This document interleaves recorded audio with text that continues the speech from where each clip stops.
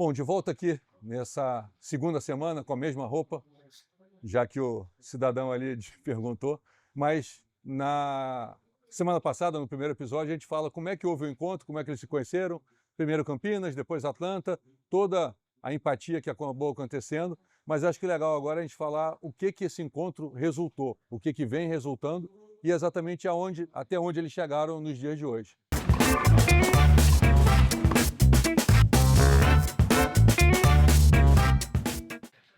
Vamos lá. Depois desses encontros, depois dessa empatia que rolou entre vocês efetivamente começaram a trabalhar de verdade, juntos. Eu não diria trabalhar. Tá, né? vocês se divertem ganhando dinheiro. Trabalho é outra coisa. Como é que é? Qual que é a frase? Descubra algo que você gosta e você não trabalhará um dia na sua vida. É assim. E aí a gente fez um livro juntos que a gente não sabia direito o que era.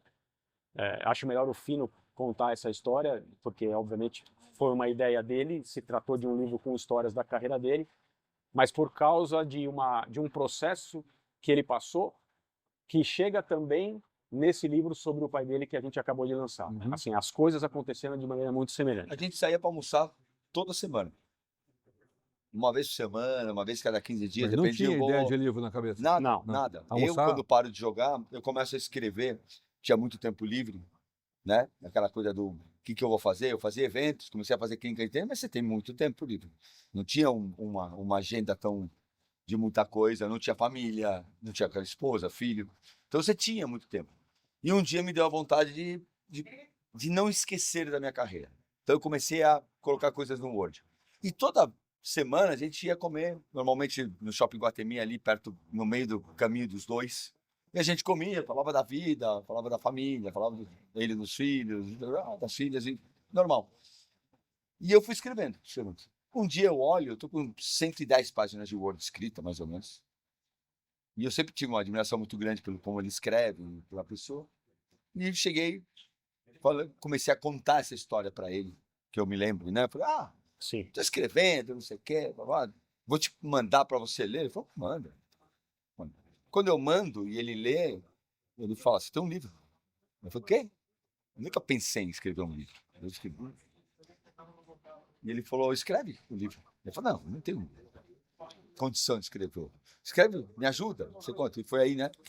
Que a gente começou essa primeira relação de, você me ajuda? Eu ajudo, mas como que a gente faz? Como que a gente não faz? Vamos se reunir. E a gente começou a se reunir, além do almoço que a gente ia, também duas vezes por semana, para ele começar a organizar o Aqui Tem. Esse foi o primeiro livro que a gente fez, né? Esse livro saiu em 2003, não, saiu em 2003, você parou. 2008 é o livro.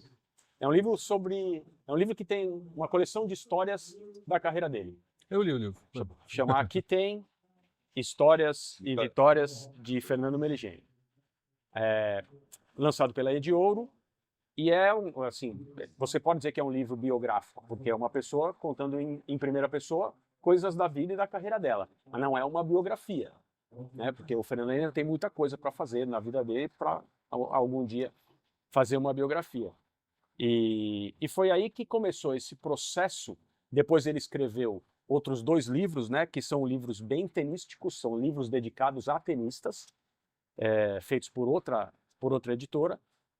E esse processo de pegar o que ele escreveu, organizar, ver as coisas com um pouco mais de clareza, juntar trechos, fazer também uma coisa mais de depurar aquilo que ele tinha escrito meio desorganizadamente, porque ele só tinha uma vontade de colocar as coisas para fora ali e escreveu muito.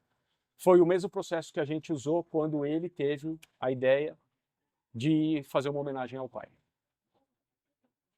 E eu achei uma coisa legal que uma das primeiras conversas, aí você vê como é, de um lado, uma pessoa que confia demais, e do outro lado, uma pessoa extremamente correta. Primeiro que ele não queria fazer o livro. Ele, né, aquela coisa, não é que não queria, mas, não, faz você. Você escreveu, e aí eu puxo ele para dentro. Segundo, quando começa a falar, eu tinha até a dúvida, vou fazer uma biografia. E ele foi a pessoa que falou, não. Biografia não. Por que não? Não, você tem 32 anos de idade, 34 anos de idade. Não tem sentido você fazer uma Você tem biografia. que fazer outra depois, né? Fazer uma biografia da biografia da biografia, sabe? E eu achei muito legal, porque ele direcionou a coisa e aí é o Ele legal te da dirigiu, né? amizade. Ele te dirigiu, né? Ele Falou, não é o momento, não dirigiu tá e na hora. ele hoje poucas pessoas sabem, mas ele para mim ele é um grande consultor. Várias vezes eu peguei o telefone em algumas decisões da minha vida que ele é uma pessoa muito participante, assim, ele participa demais da minha. Pô, vou sair daqui, eu vou entrar ali, vou fazer isso, eu vou fazer aquilo. Para mim é uma pessoa extremamente coerente, experiente, não pela idade, mas, né, porque ele é jovem, jovem ainda, mas é E- uma pessoa muito central. Então eu acho muito legal isso. Mas o André acelerou um pouquinho o processo. Vamos lá, teve o primeiro, ele fez 2, mas entre o primeiro e o último agora, da homenagem ao Oswaldo, Oswaldo. vocês têm um outro projeto, você tem outra... Isso, aí a gente Isso acontece antes do Oswaldo. Isso, aí a gente começou a trabalhar junto porque o Fernando foi trabalhar como comentarista na ESPN. Aí ele passou um tempo longo lá, saiu, ficou um pouquinho, um tempo curto fora e voltou agora. E essa é uma das atividades dele no mundo do tênis, né? Que é onde o Fernando se dedica a disseminar informação, conhecimento, que é uma coisa que tem muito a ver com a relação dele com o pai, porque foi um pedido do pai dele, né? Divida tudo que o tênis Sim. te deu com as outras pessoas, essa é a sua obrigação. E aí teve um episódio de uma conversa que a gente teve, porque como ex-atleta, mas ainda uma pessoa muito envolvida no esporte, o Fernando começou a ser convidado a fazer palestras. E existem, né, hoje empresas que formatam palestrantes, né? Ensinam as pessoas a perder o medo de falar em público e transformam essas pessoas num produto que pode ser apresentado, sempre que elas quiserem fazer isso. E ele não quis por 2 motivos, porque ele achava que ia perder a maneira de se comunicar, porque ele tem o jeito dele, o jeito de falar, e nunca passou pela cabeça dele também chegar num lugar e de maneira meio professoral dar uma aula para as pessoas, né? Eu vou falar 50 minutos, 1 hora e tal, desse jeito que não tem nada a ver com ele também. E aí eu, depois de algum tempo, propus um formato, que é um formato de talk show, que é o que a gente tem apresentado desde 2019. Mesmo durante a pandemia, a gente conseguiu continuar trabalhando online. E, é claro, aí depois, quando o mundo se reabriu de novo, a gente voltou a se apresentar presencialmente pelo Brasil inteiro. No ano passado, no final, já fizemos uma apresentação na Argentina e continuamos fazendo isso, graças a Deus, com muito sucesso, com as pessoas e as empresas, os clubes se interessando muito, que é basicamente uma entrevista. Que essa entrevista tem um roteiro e depois de uma reunião com o cliente, para eu entender Você direciona o que roteiro. tipo de mensagem as pessoas querem para aquele evento especificamente, eu confecciono um roteiro com perguntas que passam pelas experiências do Fernando como jogador, Você conhece todas elas, né? que tenham a ver com a mensagem que o cliente quer passar. Você conhece as experiências e você conhece o objetivo. Você junta uma coisa com a outra Isso. e você pode fazer diversas, muito diferentes uma da outra, né? E De eu acordo com o objetivo. E eu vou te falar, eu já estou me estendendo aqui, porque o palestrante é o Fernando, não eu, mas essa é uma coisa, quando você falou, vocês trabalham juntos, isso de fato é uma experiência que, claro, é profissional, virou uma coisa muito séria. A gente tem uma pessoa que cuida disso pra gente, que é o Ceará, que é o empresário do Fernando, mas eu jamais imaginei que isso geraria tanto interesse e que um dia a gente sairia do Brasil para se apresentar. Não porque eu não acho que o Fernando é uma figura interessante, eu acho que nós deveríamos fazer até mais, mas porque tem tanta gente boa nessa área, nesse território, e Mas talvez não dessa forma. tantas palestras que eu já vi e de esportistas que eu admiro, mas isso tem sido muito bom, porque isso é uma quebra na nossa rotina de dia a dia, que a gente aproveita para passar dias juntos, para jantar, conversar, e tem sido muito, muito gratificante, de uma maneira divertida, fazer essas apresentações com ele. E para você? Legal. O almoço que a gente tinha em São Paulo, a gente tem fora. Sempre me leva num restaurante, porque gastronomicamente ele é muito melhor do que jornalisticamente falando, né? É uma pessoa capaz, que sabe, né? conhece. É um sábio, eu diria, da gastronomia mundial. Mas não, é muito legal, é muito legal. e no ponto, né? No ponto, eu sei exatamente onde ele gosta, como ele vai. A gente se respeita muito como amigo, como pessoa. E tem sido incrível fazer, né? Fazer o livro, fazer a palestra, como você falou, e agora fazer o livro, de uma sensibilidade, principalmente nesse projeto do livro, que é um projeto difícil. Quando eu chamei ele, não tinha uma outra pessoa. Porque é uma pessoa que conheceu meu pai, gostava do meu pai adorava ele,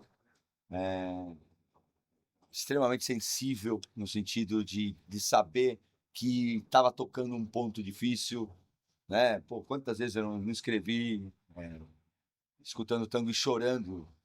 Pô, editar um livro desse é muito duro. A maneira que ele abordou a minha família, né? A Paula e a minha mãe. Então, era a pessoa perfeita, além da escrita, que a gente já falou aqui. Então, é muito legal. E muito legal ver o envolvimento.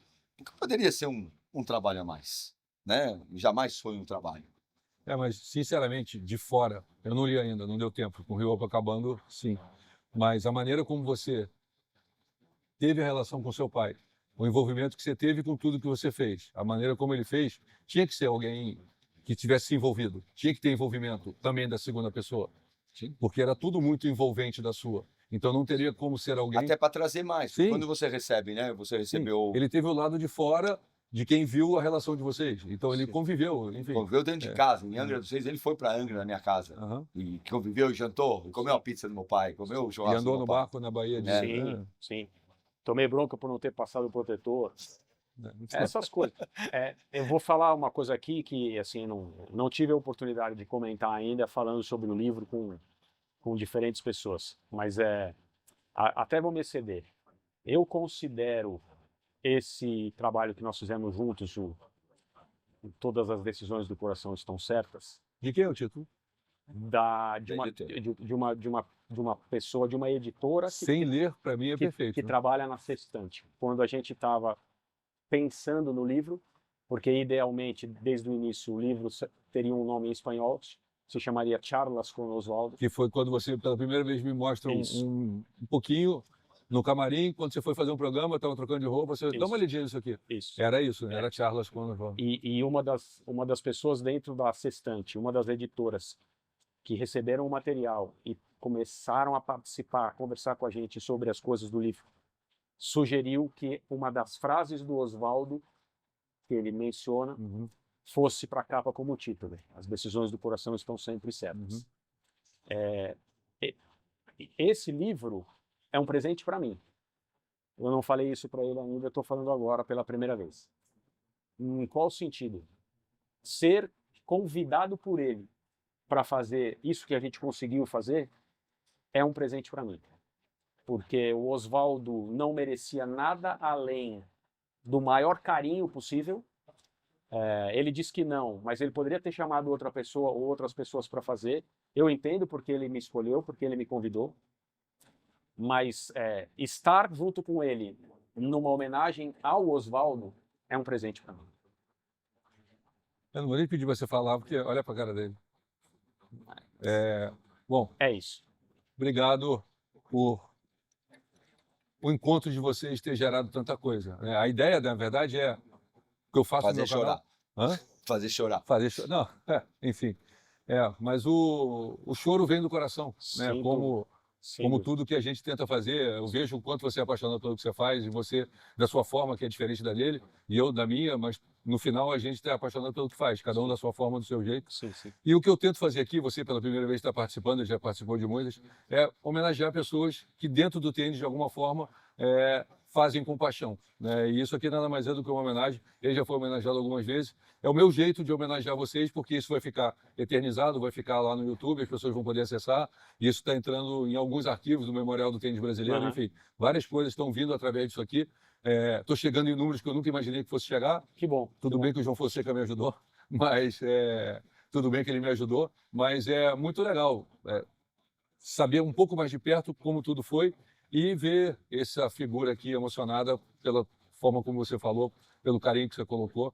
Obrigado, só obrigado pela forma como vocês fazem, pelo carinho, pelo amor, pela paixão que vocês colocam e que vocês continuem, porque esse encontro, ele acho que é infinito, é para sempre. Eu que te agradeço, Silvio, de coração. Pessoal, acho que não tem nada para falar, só, inclusive, não só o encontro deles, mas o livro, os livros, mas esse último realmente, independentemente do fato de não ter dado tempo de ler, mas o pouco que eu li, o pouco que eu vi, vocês, por favor, vão atrás, porque realmente merece, as coisas do coração realmente merecem ser lidas, principalmente numa relação como a deles. Obrigado, valeu, tchau, tchau, continuem compartilhando, se inscrevendo. Não tem mais nada para falar, chega, senão quem vai chorar sou eu.